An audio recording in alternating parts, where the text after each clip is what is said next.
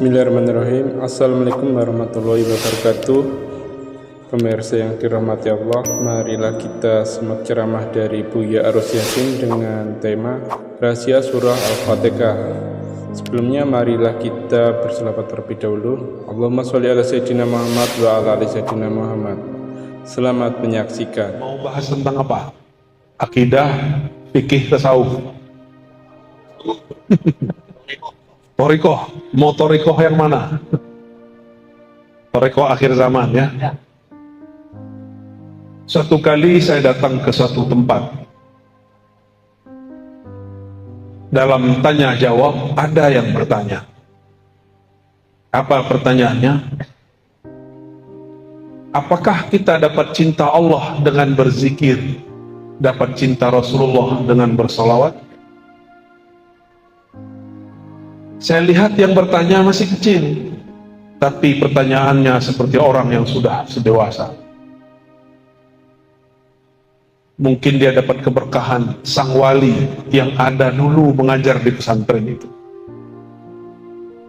Dan juga mungkin ini pertanyaan seperti Jibril bertanya kepada Nabi Muhammad untuk mengajari siapa yang hadir. Atau mungkin yang lain. Wallahu a'lam bis-shawab. Yang pasti pertanyaannya, apakah dengan zikir kita jadi cinta Allah? Allah jadi cinta kita? Apakah dengan salawat kita dapat cinta Rasulullah?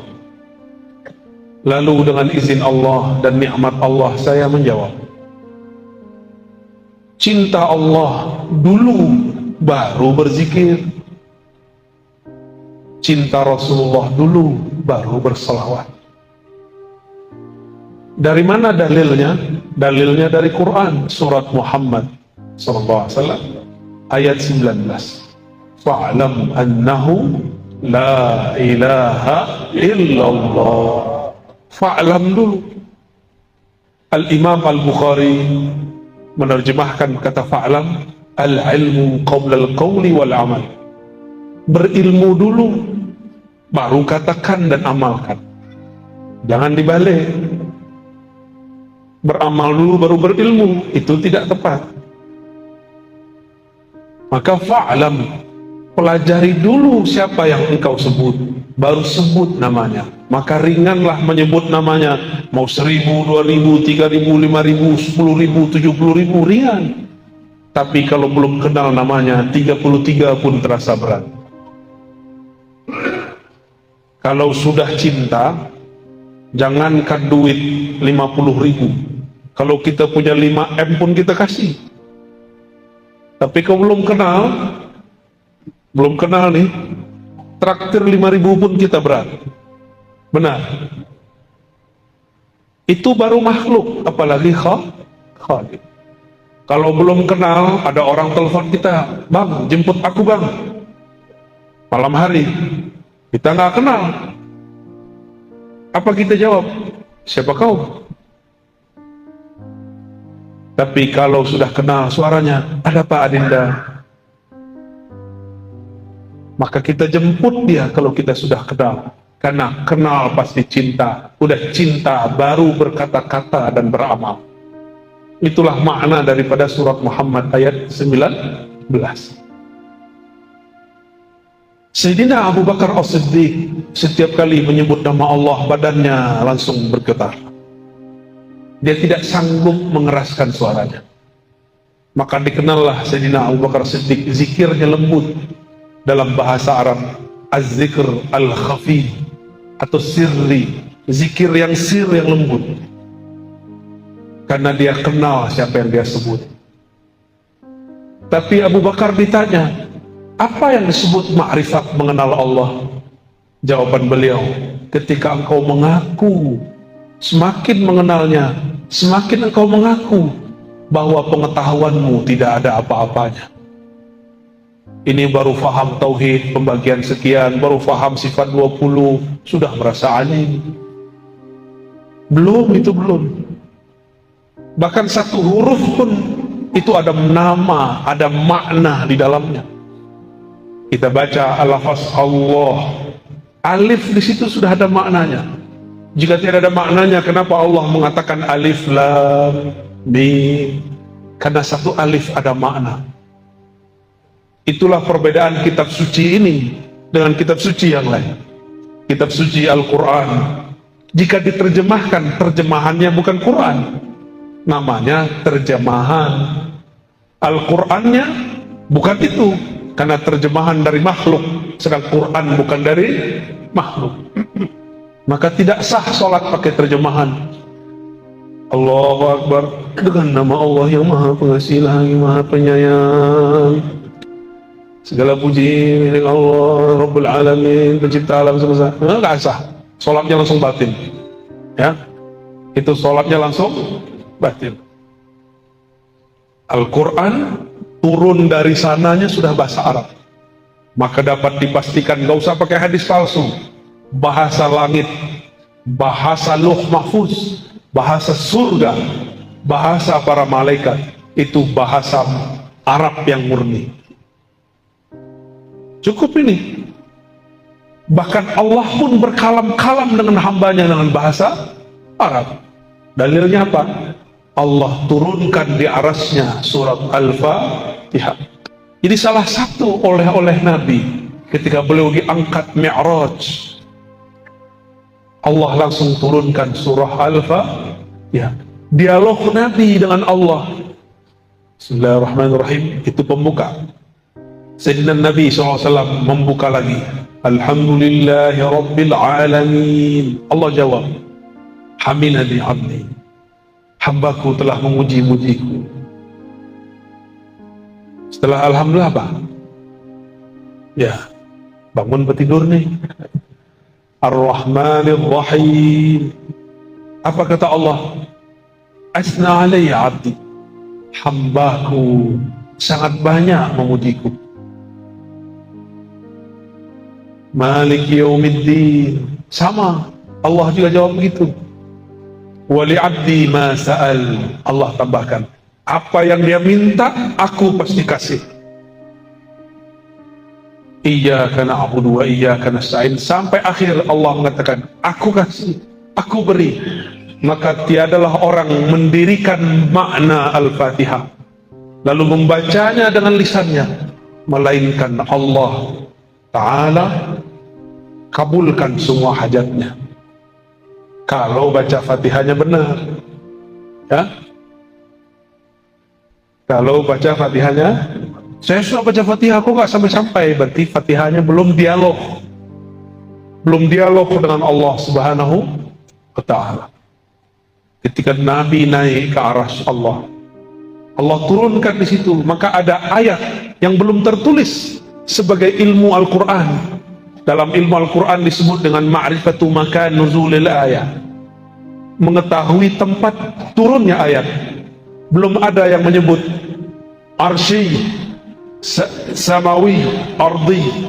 Yang baru ada laili nahari, turun siang hari, turun malam hari. Makki madani, turun di Mekah, turun di Madinah. Tapi kita tambahkan ilmu Quran di akhir zaman, ya, bahwa Al-Fatihah adalah ayat arsy, ayat yang turun di arsy Allah Subhanahu wa Ta'ala. Itulah yang dibawa. Oleh karena itu sholat hanya sah dengan Al-Fatihah. Jangan debat lagi kalau ada imam baca atau tidak, jangan debat lagi. Nabi cukup mengatakan, la salata liman lam yaqra' bi Fatihatil Kitab. Hadis Bukhari dan Muslim. Tidak sah salat kamu sampai engkau membaca Al-Fatihah. Mau imam makmum sama, namun adabnya imam dahulu baca, baru kita baca. Kenapa? Karena munajat dialog ini tidak bisa diwakilkan kepada imam. Meskipun ahli fikih bilang bahwa kalau imam baca cukup bagi makmum, betul, itu jaminan. Tapi jika dia seorang hamba, dia harus berdialog dengan Rabbnya. Maka saya termasuk orang yang sangat kagum dengan mazhab Imam Muhammad bin Idris Syafi'i. Beliau berdasarkan hadis ini mengatakan, mau imam mau makmum wajib baca Al-Fatihah, karena dialog munajat hamba tidak dapat diwakilkan kepada seorang sahaja. Jadi gak usah debat, Pak. Debat itu belakangan, hadisnya tidak ada perdebatan. Yang tidak boleh baca keras-keras di belakang. atau bacanya lebih dahulu dari imam. Itu yang tidak boleh. Jadi dialog di arsana bukan dengan tasyahud yang kita baca at-tahiyatulillah. Itu hadisnya kurang sahih, bahkan tidak sahih. Yang sahih adalah dialog arsyah, ayat arsyah, surat Al-Fatihah. Oleh karena itu membaca ayat-ayat yang ada di Al-Fatihah, 7 ayatnya wajib secara mutlak. Membuat salat menjadi sah atau salat menjadi tidak sah.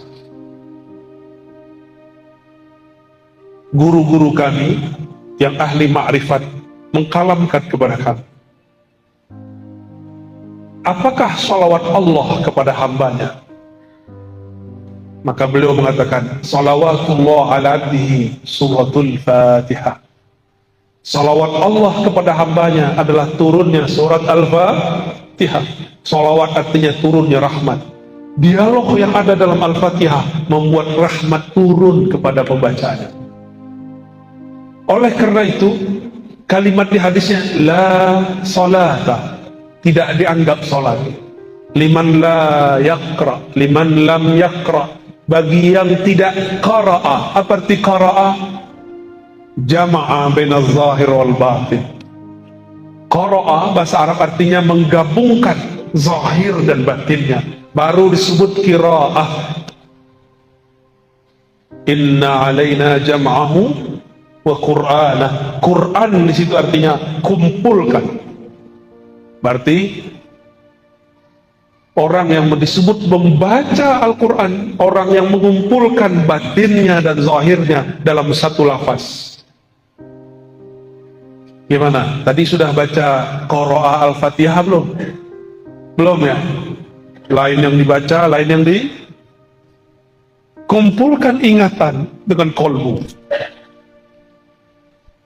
Dari kolbulah kita membaca Al-Fatihah. Bismillahirrahmanirrahim. Dengan nama Allah. Allah itu bahasa kolbu. Ar-Rahman, yang mengasihi, yang maha kasih, yang maha sayang. Kasih sayang bukan ada di badan, bukan ada di muka. Tidak ada namanya muka terkasih, yang ada kolbu yang mengasihi. Kalau wajah cantik, tapi kalau kolbu di dalamnya ada kasih sayang, maka bismillahirrahmanirrahim turunnya ke dalam kolbu. Jadi kalau baca Al-Fatihah, baca dengan kolbu, insya Allah salatnya khusyuk. Ya? Tidak tahu artinya tidak apa-apa, tapi pahami tujuan membacanya.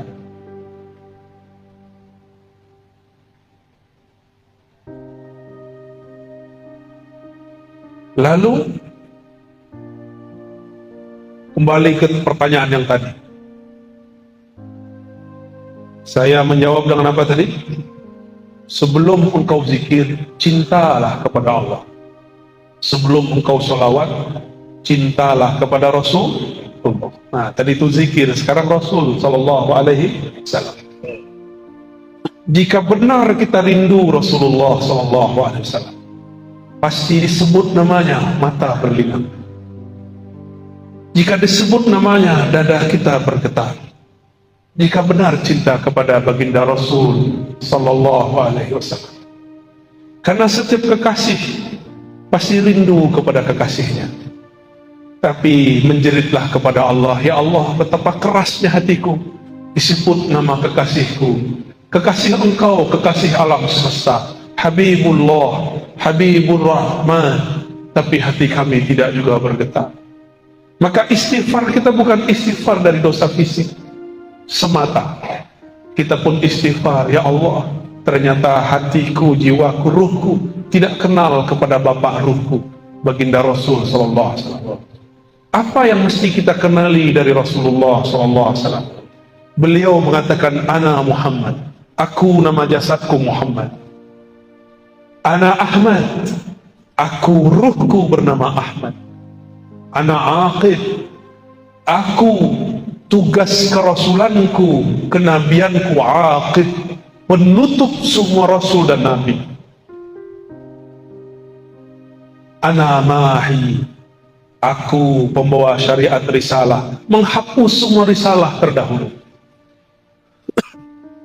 beliau menyebutkan hanya beberapa sifatnya, beberapa namanya. Maka sebanyak apa kita kenal namanya, sebanyak itulah kita kenal baginda Rasul sallallahu alaihi wasallam. Tapi dari semua nama itu, yang paling inti adalah Muhammad Habibullah, Ahmad Ruhullah. Nabi Muhammad itu Habibullah, ruhnya adalah hembusan dari Allah. Dari hembusan itulah ruh kita ada. Itulah makna ayat, setelah aku ciptakan tubuh, nafakhtu fihi min ruhi, aku tiupkan ke dalam tubuh itu rohku, Ruhullah Ahmad. Maka sumber ruh yang ada dalam diri ini bersumber dari ruh Ahmad. Maka kita ini adalah pecahan daripada ruh Ahmad. Kalau ruh ini bersumber dari Ahmad, tubuh ini bersumber dari ibu, maka kita sebut ibu kita ibu karena badan ini keluar dari badannya. Ruh kita keluar dari ruh Ahmad. Maka ulama kita ahli ma'rifat memberi istilah Ahmad Ummul Arwah, Ahmad Ummul Ruh. Ahmad adalah ibunya sekalian ruh. Jadi kalau berselawat katakan Assalamualaikum ya Sayyidina Ahmad, ya Umma Ruhina, ya Umma Arwahina. Salam atas engkau wahai Sayyidina Ahmad, dari engkaulah ruh kami bersumber, engkaulah induk daripada ruh kami. Assalamualaikum ya Rasulullah, ya Abal Arwah. Salam atas engkau wahai ayahanda ruhaniku, terimalah aku menjadi anakmu. Kita ini anak-anak Rasulullah SAW. Inilah rahasianya. Kenapa Rasulullah SAW ketika dilempar oleh orang Taif tidak balas dengan doa kualan? Beda dengan Nabi Nuh, beda dengan nabi-nabi terdahulu. Mereka Allah mengatakan, ya Allah hancurkan saja umatku. Tapi lain dengan Rasulullah, beliau memandang semuanya anak-anakku, semuanya anak ruhku. Mungkinkah ayah rohani, ibu rohani mendoakan kehancuran bagi anak-anaknya? Tidak mungkin. Itu mungkin ayah ibu lagi lupa diri. Rasulullah tidak pernah lupa. Jadi bapak ini saya lihat ada beberapa yang suka marah ke anaknya ini. Terlihat dari raut keningnya ya. Semarah-marah kita jangan bilang matilah kau, jangan. Cilakalah kau, jangan. Setan kau, jangan. Kalau lagi marah pak, kutuknya begini, jadi wali Allah kau. Amin ya Rabbal. Jadi ulama lah kau, jadi orang alim lah kau. Kalau kita mengutuk anak dengan begitu, jangan dibodoh-bodohi. Karena lewat malaikat doa amin. Nabi SAW menegur seorang yang sedang sakit. Apa kata dia? Malangnya nasibku, beberapa hari ini sakit, cilakalah badanku. Nabi kata, mah, diam, jangan katakan yang buruk-buruk. Fa innal malaikata yu'minuna ala ma taqulun. Jangan berbicara yang buruk-buruk, karena malaikat mengaminkan yang kalian katakan. Ya, sepakat ya. Jangan ngutuk anak dengan yang buruk. Kalau ngutuk dengan yang baik, Pak. Baik. Sudah paham kenapa Nabi berbeda dengan Nabi Nuh. Walaupun umurnya 950 tahun, Nabi Muhammad cuma 63 tahun secara fisik, tapi rohani Nabi lebih tua dari Nabi Nuh. Rohani Nabi Muhammad itu induknya ruh Nabi Nuh. Maka Nabi Nuh tidak sanggup melewati kemuliaan ruh Nabi Muhammad sallallahu alaihi wasallam. Maka kalau bersolawat Pak, saya ijazahkan satu solawat dibaca dalam hati. Assalamualaikum ya abati ya Rasulullah, atau pakai tambah assalatu wassalamu alaika ya abati ya Rasulullah. Salawat dan salam atas engkau wahai ayahanda rohaniku Rasulullah sallallahu alaihi wasallam. Coba sama-sama. As-salatu wassalamu alaika ya abadi ya Rasulullah. Salam atas engkau, salam rindu atas engkau, wahai ayah rohani kami. Terimalah kami menjadi anak-anak rohani. Amin ya Rabbal alamin. Al-Fatihah. Rahman. Iya.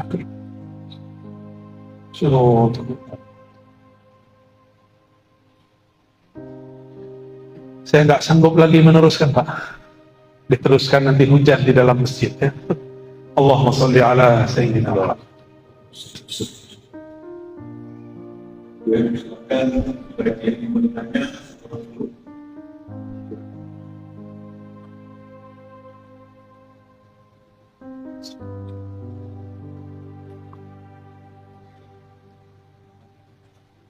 Assalamualaikum warahmatullahi wabarakatuh.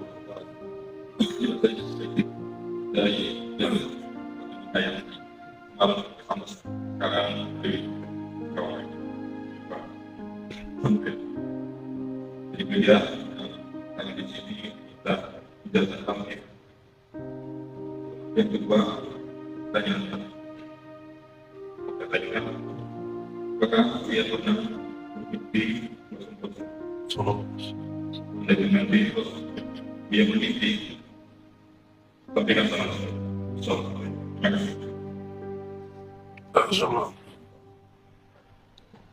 Tadi itu sudah talqin sholawat ya, antum itu langsung ijazahnya langsung dari Rasulullah secara ruhani. Karena saya belajar hadis, dalam ilmu hadis tidak diterima riwayat kecuali ketemu fisik, tapi ini ketemu rohani. Terjawab pertanyaan kedua. Jadi suatu saat ada orang aliran sesat datang kepada saya. Dia mengaku imamnya adalah Imam Mahdi. Hari Jumat, saya kemudian sebelum sholat, saya sholawat mengadu kepada Rasulullah. Kenapa saya gelisah?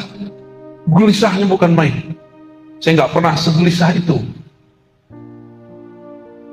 Dulu punya masalah apa saja tidak ada gelisah. Ini gelisahnya bukan main. Sebelum Jumatan, saya kemudian menyapa Rasulullah. Allahumma salli ala sayyidina Muhammad. Assalamualaikum ya Rasulullah. Assalamualaikum ya Habibullah. Assalamualaikum ya Sayyidi ya Rasulullah. Begitu terus saya baca. Wahai Rasulullah, wahai Rasulullah, syafaatkan aku, syafaatkan qalbuku, syafaatkan pikiranku, badanku. Kenapa ini gelisah? Tiba-tiba Allah masukkan saya ke alam yang bukan alam ini. Disebut tidur bukan tidur, disebut jaga bukan jaga. Ya, jadi ini bukan bagian ahli hadis, ini bagian ahli rohani.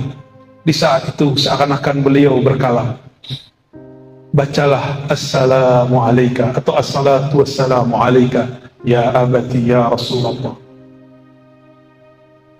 Pas mau azan saya sadar lagi, terbangun lagi. Maka benarlah kata Nabi, man ra'ani fil manam fasayaran yaqza. Saya akan bermimpi ketemu aku, akan bertemu aku dalam keadaan jaga. Disebut jaga mimpi, disebut mimpi kok terasa jaga. Ya. Alhamdulillahirabbil alamin. Tapi ingat, saya bukan orang suci. Kan tadi tanya ya, saya sebenarnya malu menceritakan ini. Ya. Nanti ada orang hasad bilang, "Ustaz, gak boleh cerita mimpi." Mana dalilnya? Mana dalil gak boleh cerita mimpi? Gak ada dalilnya. Tapi jangan terlalu berlebihan dengan mimpi. Biasa aja, ya. Orang mimpi belum tentu dia wali. Sebagaimana yang tidak mimpi belum tentu tidak wali. Ya, paham?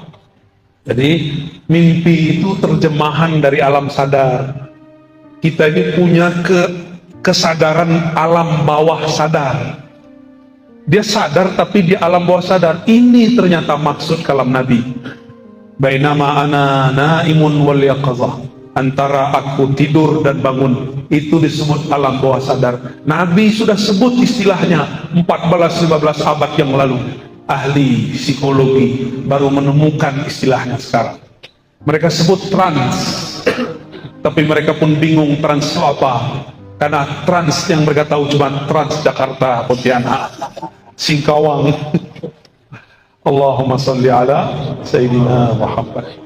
Assalamualaikum warahmatullahi wabarakatuh. Waalaikumsalam. Bagus pertanyaannya ya.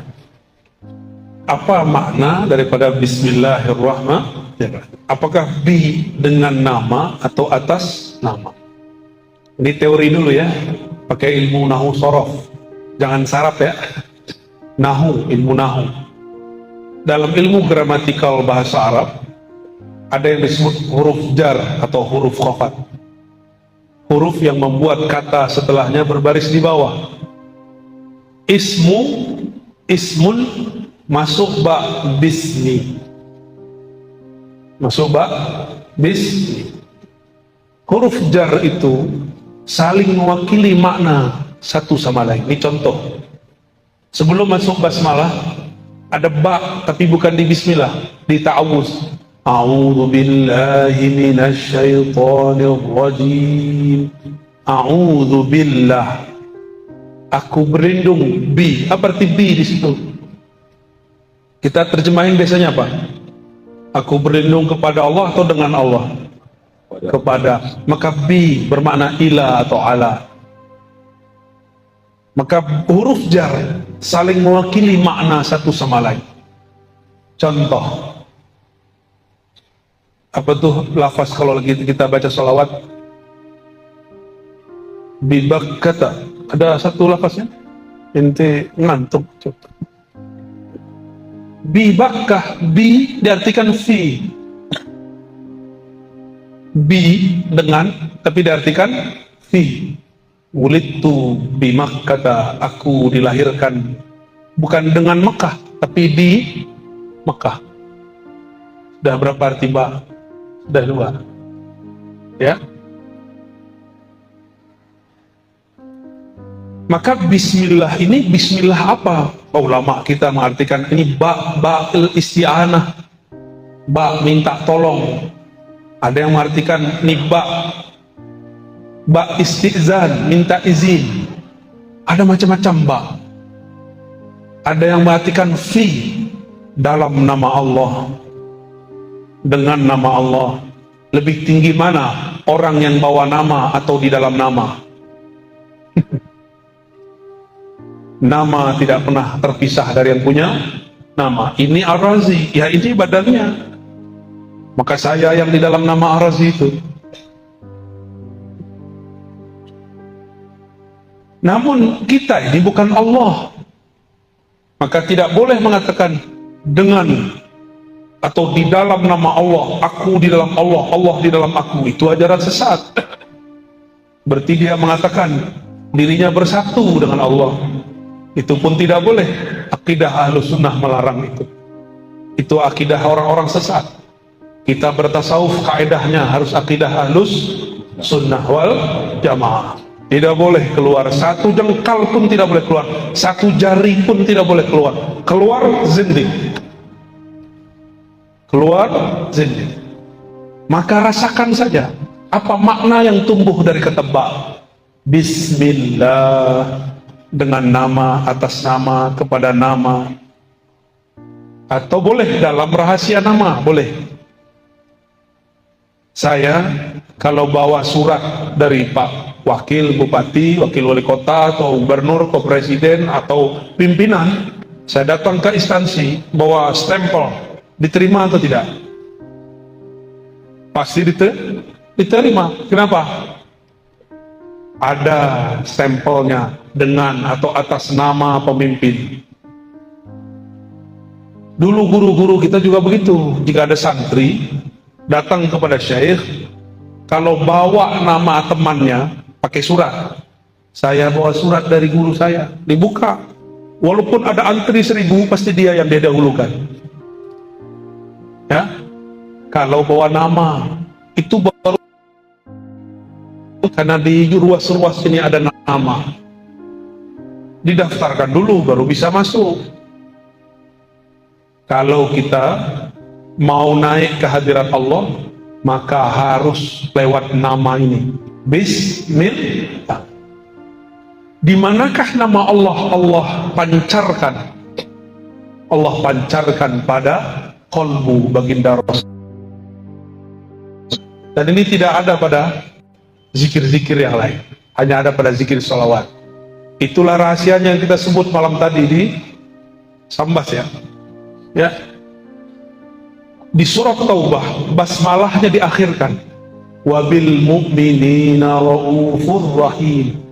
Dan terhadap orang beriman, Rasulullah mempunyai dua nama yang merupakan nama Allah, Rauf Rahim. Rauf Rahman sama, mirip walaupun berbeda beberapa. Rahim, ternyata kata Rauf yang merupakan Asmaul Husna dibolehkan untuk nama Rasul. Rahim yang merupakan nama Allah tapi disebut sebagai nama Rasul. Rasul yang Rauf, Rasul yang Rahim. Maka Allah menyayangi makhluk lewat Rasulullah. Maka siapa yang berselawat kepada Rasulullah, dia telah masuk ke dalam rahasia nama-nama Allah. Inilah rahasianya kenapa sholat jadi sah ketika kita Bismillah.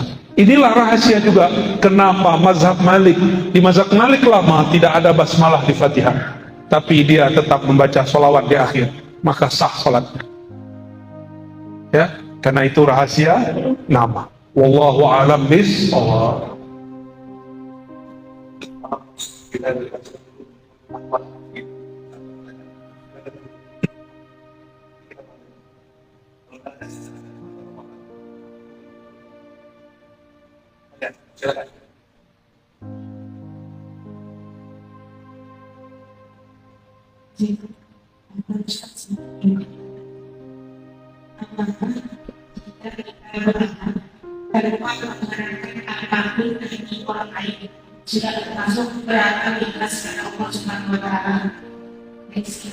Baik. Iya. Beramal tidak berharap apapun. Ini bagian dari bab al-ikhlas. Tidak berharap ke orang, tapi masih berharap kepada Allah. Maka ikhlas pun bertahap. Ada ikhlas awam, ikhlas ummal, ikhlasnya pekerja. Kalau pekerja bertambah lembur, bertambah tunjangan, semangat. Ya. Tapi saya beberapa hari ini selalu ditemani oleh orang-orang yang tidak digaji. Mereka pengen khidmah. Mereka tidak cari lemburan di dunia. Mereka ini lembur-lembur akhirat. Ingin dapat bonus di sisi Allah. Apa bonusnya? Ridha Allah. Kalau surga terlalu biasa diminta. Tapi kalau minta ridha Allah, yang punya surga pun kita dapat temui. Maka ikhlas pertama, ikhlas minta pahala. Beramal karena ingin dapat pahala. Kalau tidak ada pahala, dia tidak beramal. Kalau tidak ada, Ustadz mengatakan 1 sedekah dilipat ganda jadi 10. Kalau Ustadz tidak bilang begitu, dia tidak beramal. Jika tidak ada Ustadz mengatakan sholat duha memudahkan rezeki, maka dia tidak sholat duha. Jika tidak ada kiai yang mengatakan sholawatlah engkau rezekimu datang sendiri, dia tidak sholawat. Dia sholawat bukan karena cinta Rasul, tapi karena cinta fulus. Maka yang menjadi murid saya haram sholawat karena fulus. Yang istifadah mengambil ilmu daripada kajian-kajian kami tidak pantas lagi mengatakan itu, malu kepada Rasulullah SAW.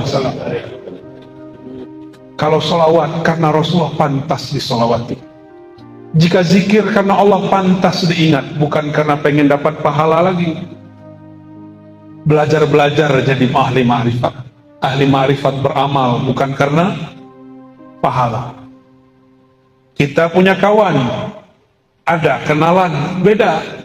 Kalau kenalan mendekat karena pengen sesuatu, karena yang ini politisi, pejabat, dia mendekat supaya proposalnya diterima. Kalau lagi butuh dia telepon, dia kunjungi, dia puji, dia traktir. Kalau lagi nggak perlu, dia tinggalkan. Beda dengan kawan, kawan sejati, teman sejati, tidak mau ngasih proposal pun masih ngasih duit, masih traktir. Ya, kita yang mana?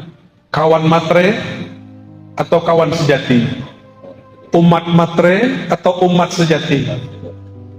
Umat hamba matre atau hamba sejati? Hamba sejati yang menghambakan dirinya kepada Allah karena emang dirinya hina, Allah maha mulia. Ya, jadi mulai detik ini, pagi ini, jangan lagi amalkan amal-amalan. Kalau mau beli rumah, sholawat sekian. Bukan begitu cara memahaminya. Boleh amal begini, tapi dengan niat yang diganti. Ya Allah, jika tidak punya rumah membuat aku lupa kepada Engkau, maka ya Allah, berikanlah aku rumah berkah sholawat kepada Rasulullah. Boleh. Ya, sehingga jika aku punya rumah, ya Allah, aku tambah banyak berselawat kepada Rasulullah. Itu Allah kabulkan langsung tuh kalau antum benar. Karena Allah pencemburu. Allah pencemburu. Allah tidak mau terbersit di kalbu kekasihnya sesuatu yang mengganggunya. Ya Allah, jika ini menggangguku, wujudkanlah dia dan jangan menjadikan dia penghalang antara aku dan engkau. Allah wujudkan dalam waktu yang dia mau dan tentukan, bukan di waktu yang kita mau dan tentukan. Fi waqtil ladzi yurid, la fi waqtil ladzi turid. Maka ikhlas tertinggi, ikhlas al-arifin, ikhlas orang-orang yang arif, yang kenal Allah, yang dia selawat karena dia mengenal Rasulullah dan ingin menjadi umat sejatinya Rasulullah. Kalau enggak jadi umat sejatinya fulus. Dan orang-orang yang berwirid karena pengen menarik rezeki, dia akan lelah setiap hari. Karena nunggu-nunggu, saya sudah zikir, kenapa tidak ada rezeki yang ketarik? Ya, yang paling lucu datang ke seorang ustadz plus dukun, uskun. Kata si ustadz, baca ini rezekimu lancar, tapi ustadznya rezekinya mandek. Datang ke ahli zikir, ngasih sholawat supaya engkau punya mobil, dia nggak punya mobil. Main-main namanya itu ya. Itu membuat kita syak. Jangan. Sekarang sholawat hanya untuk Rasulullah Sallallahu Alaihi, zikir hanya untuk ridha Allah Subhanahu wa Ta'ala. Jadi silakan saudariku dinaikkan ikhlasnya. Tadi ikhlasnya sudah bagus, tidak berharap ke makhluk, sekarang berharap kepada Khalik. Apa yang diharapkan bukan hal-hal yang fisik, tapi hal-hal yang bersifat rohani. Rohani intinya rahmatullah, kasih sayang Allah. Kalau sudah kasih, berapapun kita beri. Ya, Allahu a'lam bis-shawab.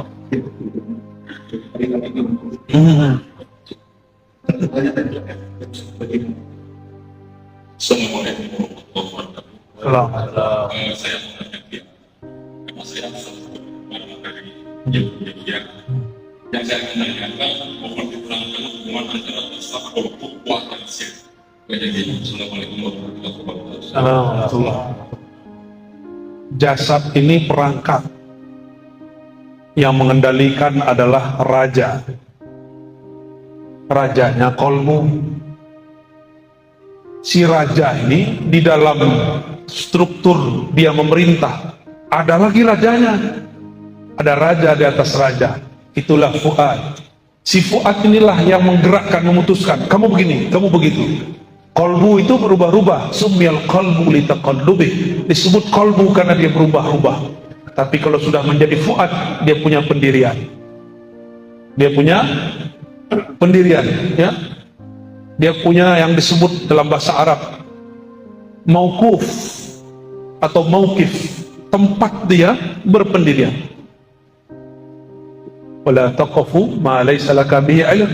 Jangan engkau berwukuf, berpendirian terhadap yang engkau tidak punya ilmunya. Maka ilmu itu ada di fuad. Karena inna sam'a wal basara wal fuada, sesungguhnya sama, basar, fuad, semuanya akan ditanya, diminta pertanggungjawaban, mas'ula, ditanya oleh Allah Subhanahu wa Ta'ala. Jadi fuad ini yang membuat keputusan di dalam kolbu. Tapi si Fuad bisa memutuskan karena ada otaknya. Otaknya Fuad, otak dari otaknya kolbu disebut lub. Lub itu inti. Berarti apa? Inti. Maka orang-orang yang mempunyai spirit ini disebut ulul albab. Dan ini lebih tinggi dari profesor, lebih tinggi dari filsuf. Dia berbicara jauh ke depan. Maka mereka bisa memprediksi kalam-kalamnya karena dia berbicara dengan lub.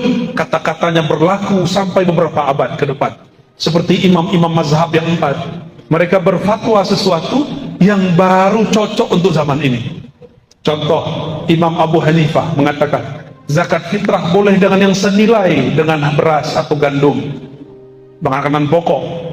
Coba saya tanya bapak ibu nih, dikasih beras dan kasih fulus, pilih mana? Jujur, dikasih beras apa fulus? Matre semua ya. Ibu-ibu dikasih beras, dikasih duit, pilih mana? Hah? Enggak, ibu-ibu jawabnya lain. Yang ngasih beras aja lah. Suami maksudnya. Itu kalam dikalamkan abad kedua. Tahun 130 beliau berfatwa begitu. Tahun 150 dibid'ahkan orang. Tapi di tahun 2000 hampir semua kiai ulama membolehkan bayar zakat fitrah dengan duit, bahkan yang senilai dengan duit, pakai pencet-pencet. Apa tuh namanya? Dijikir digital. Bid'ah bener atau ya, itu yang ngomong Imam Abu Hanifah.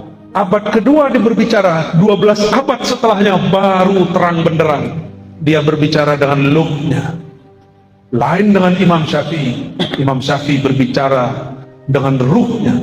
Kata beliau, wajib baca Fatihah dalam sholat, mau imam mau makmum, karena munajat kepada Allah tidak dapat diwakilkan. Jadi Allah kasih anugerah lub kepada Abu Hanifah, agunah ruh kepada Imam Syafi'i, ma'rifatul ruh. Semuanya dapat ilmu ini, tapi yang mereka sampaikan ini beda-beda ilmu. Sudah gitu ya, terjawab. Alhamdulillah.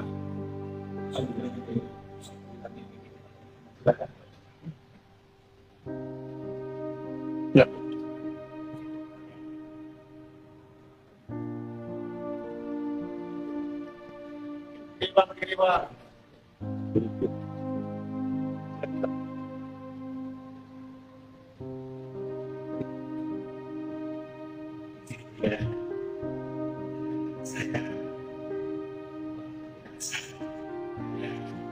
Dari rasakan apa besok